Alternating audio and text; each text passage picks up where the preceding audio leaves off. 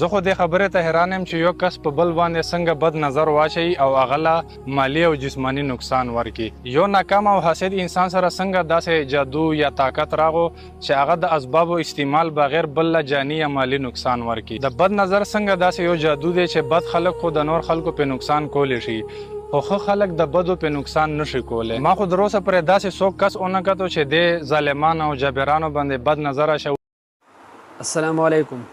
د بد نظر متعلق دا درې خبرې یادې ساتئ. اول نمبر دا چې آیا بد نظر لګېدل شته دی او که نشته. دویم نمبر دا خبره چې په چا باندې بد نظر لګېدلی نو د هغې دپاره علاج څه دی. او دریم نمبر خبر دا چې د بد نظر نه بچ کېدلو لپاره څه طریقه ده. نو ټول نه اول نمبر دا خبره چې بد نظر لګېدل دا بالکل حق دی او شته دی.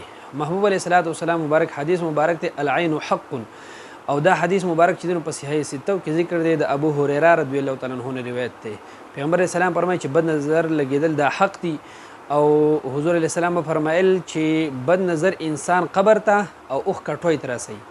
او بیا فرمایي که چې په تقدیر باندې یو څیز مخکې کېدلی شوی نو بد نظر به تي دا مخکې شوی نو پته ولګېده چې یاره بد نظر لګېدل دا حق دی.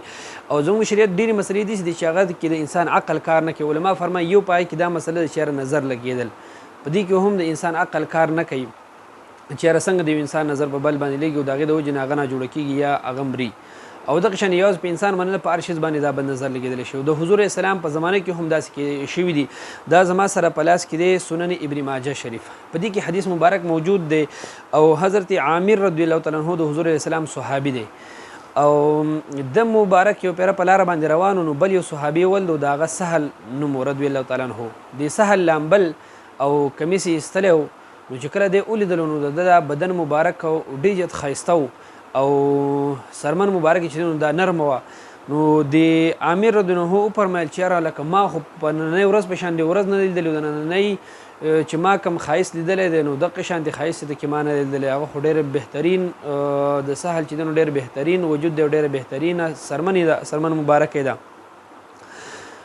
د عامر چې تیر شو لږ وخت پس هغه سهل چې لامبل نو دی راپرېوت او بېهوشه شو.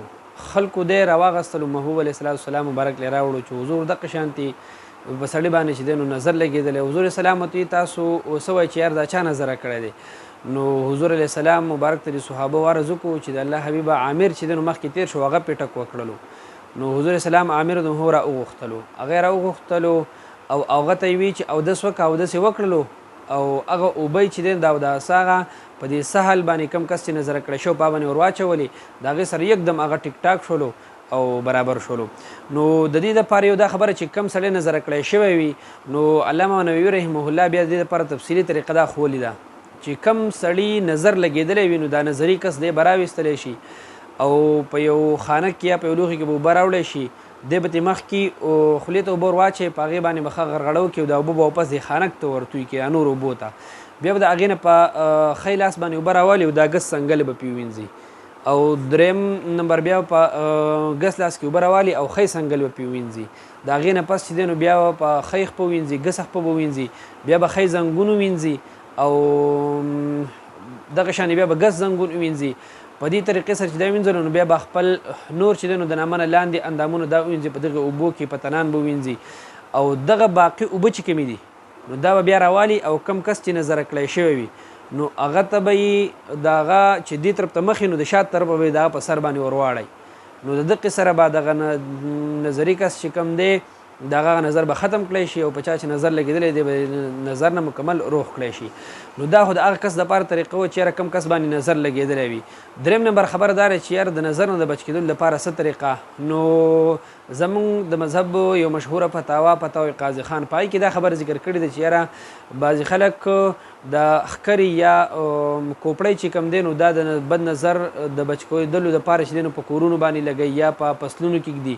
نو هغه وایي چې یاره دغه که څوک ولګوي نو دا بهترینه خبره ده او دغه لګولی شي، ځکه دا بد نظر چې کله لګي نو دا هم د اولنۍ نظر چې کله ولګېږي نو د هغې د وجې نه دغه لګي. نو چې کله دا نظر په دغه کوپړی موپړی یا یو شي بل شي باندې ولګېږي نو هغه نظر چې هغه کم اثرات وي نو هغه د هغې مکان نه یا د هغه کس نه د هغه نه بچ کړی شي هغه په دغې شیز باندې ولګي نو هغې ته که نقصان ورسېږي هسې هم فضول شیز دی.